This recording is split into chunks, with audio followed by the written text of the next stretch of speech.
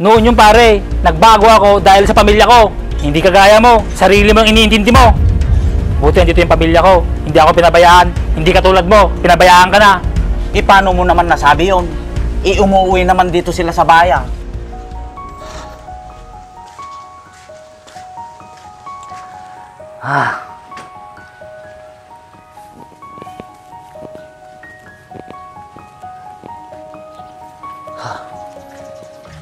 Oh, Macario, saan ka pupunta? Ang aga mo naman namamasyal. Pupunta lang sa tindahan pre, bibili ng kape. Ganun ba pare? Akala ko alak ang bibilhin mo. Ikaw naman pre, kaaga-aga, alak naman nasa isip mo. Hindi naman pare. Kung gusto mo lang para makapag-umpisa na tayong uminom. Masyadong maaga pa pare, madami akong gagawin pa sa bahay. Alam mo naman pare na ako lang naiwan sa bahay, ako lang nag-aalaga sa mga bata at nasa trabaho naman yung asawa ko. Oo nga pala no. Pero pwede ba tayong mag-inom mamaya kung wala ka nang ginagawa? Titignan ko pare, kasi walang mag-aalaga sa mga anak ko. Ano kaya pare kung ipaalaga mo na lang sa iba yung anak mo?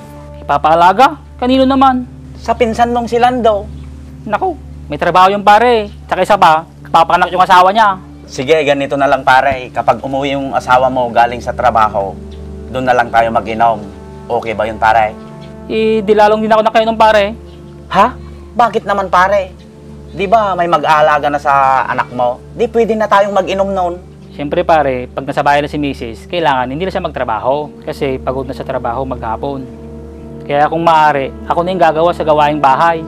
Kung ganun, di hindi ka pwede mamaya. Sigurado pare, ako magluluto mamaya. Buti nga ikaw, maghapon wala kang ginagawa.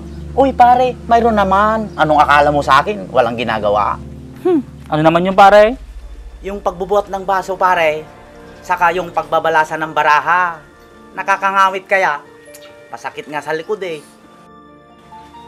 Ayos yung ginagawa ko pare, pagpatuloy mo lang. Siyempre naman pare, ako kaya yung haligi ng tahanan. Ano ka ba? Si Umari pala pare, siya sa trabaho ngayon. Okay naman siya pare, nandun siya sa factory ngayon nagtatrabaho. Medyo mas malaki ang kita niya doon. Kaya pala pare, ang lakas mo magbisyo, sila lang nag-aalaga sa anak nyo. Yung bunso kong kapatid pare. Buti naman pare gusto niya mag-alaga ng bata. Samantalang ikaw, pasukal-sukal sa painom-inom lang. Hindi ka pa naiya sa kapatid mo niyan? Ganyan talagang buhay pare. Ba't naman ako mahihiya? Ibinibigyan ko naman siya ng pera. Para buhay binata ako pare. Kaya nagagawa ko lahat ng gusto ko. Hindi ka ba nahiya sa asawa mo? Nagpapakirap sa trabaho? Ano naman ang ikakahiya ko pare? Asawa ko naman yon. Yung ginagawa mo sa pamilya mo, para kang wala kang obligasyon sa buhay. Akala mo laging may biyayang dumadating. Kahit ikaw ang gusto ng asawa mo, huwag mo namang abusuhin yung kabaitan niya. Huwag naman ganyan ginagawa mo. Ano naman kung ganito lagi ang ginagawa ko? Ang laki ng katawan mo, tapos buhatin ang alang kaya mong buhatin. Nakakaya ka pare. Bakit ka ganyan magsalita sa akin pare? Ikaw ba yung nagpapalamon sa akin? Ha? Huwag kang ang mangialam. Hindi naman sa ganun pare. Nahihiya lang ako sa asawa mo. Siya yung nagpapakirap ng pagtrabaho. Samantalang ikaw, nagpapakasarap naman sa iba. Anong nagpapakasarap sa iba? Nakita ko kayo ni Ruby, naglalampungan sa kanilang balkonahe.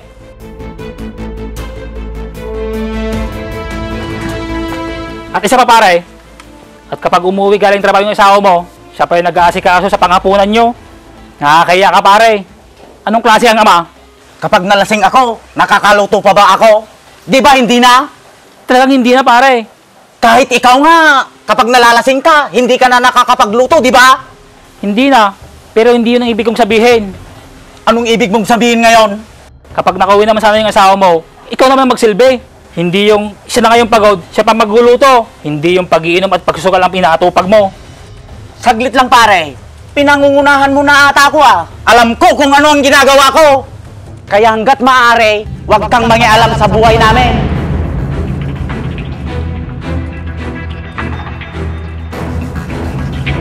Ikaw ba pare, nangingilam ba ako sa buhay mo, ha? Ang gusto lang naman pare, bawas-bawasan mo pagsugal sa pag-iinom mo. Lalong-lalo sa pangbababae mo. Hindi yan makakatulong sa pamilya mo. Naiintindihan mo ba ako pare? Hindi na yata maganda yung tabas ng dila mo ah. Huwag mo nga akong sermonan. Hindi kita sinisirmonan pare. Sinasabi ko lang yung katotohanan. Tatalungin kita pare. Ano na, napunta mo sa pamilya mo?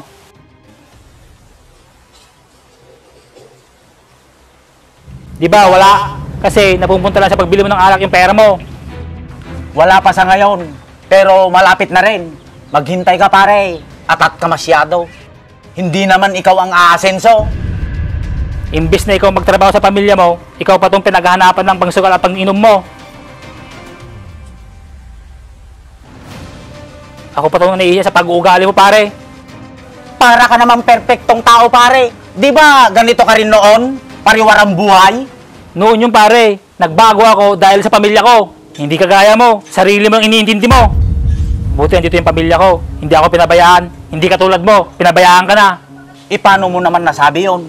Umuwi naman dito sila sa baya. Kahit umuwi sila dito sa bahay ninyo, pero pag nakikita kang umiinom ng asawa mo, ang bigat ang pakiramdam niya. Bakit alam mo yung ginagawa ko? Hindi mo nga ako nakikita. Yan ang akala mo pare, sa tuwing pumupunta yung asawa mo sa bahay, sinasabi niya yung sakit na nararamdaman niya dahil lang sa'yo. Tinitiis lang yung sama ng loob niya sa'yo. Nahihirapan siya magtrabaho para sa inyong pamilya. Samantalang ikaw, painom-inom sa kapasugal-sugal lang. Bakit kasi hindi niya sinasabi yung problema niya sa akin? Paano sasabihin ng problema kung ang mismo ang problema ay ikaw? Nagpapaniwala ka naman doon? Halos walang natitira sa pera niya, may bigay lang yung pang bisyo mo. Tsaka isa pa, yung anak ninyo, hindi niya na naatupag dahil lagi siyang pagod. Kaso wala kang silbi. Nandyan naman yung kapatid niya para alagaan yung anak namin. Anak mo yung pare, ano lang sasabihin ng kabilan mo? Na magaling kang uminom at magsugal. Yun ba ang pinagmamayabang mo? Ha? Hayaan mo sila pare. Hindi ko naman sila pinapalamon. Sa bagay, ang alam mo lang ay pagsusugal. At pag natalo ka, magbebenta ka ng gamit nyo. Hindi totoo yan.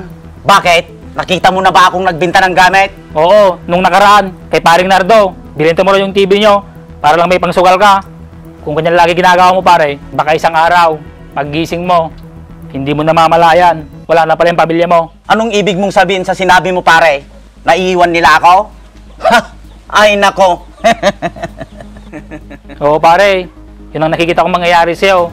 Kaya huwag kang tumawa. Lumayas sila. Ang tanong, kung kaya ba nila?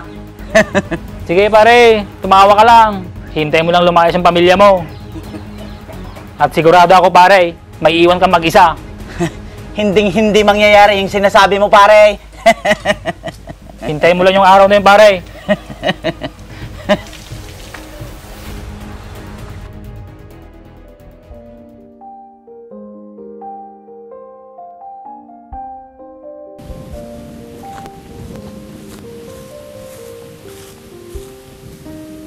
Oh pare, bakit ganyan yung tsura mo? May problema pa pare? Tama ka nga pare sa sinabi mo. Bakit? Ano nangyari pare? Lumayas ng pamilya ko pare. Ang masakit pa nito, hindi ko man lang sila nasilayang umalis. Yan na nga ba sinasabi ko sa'yo pare?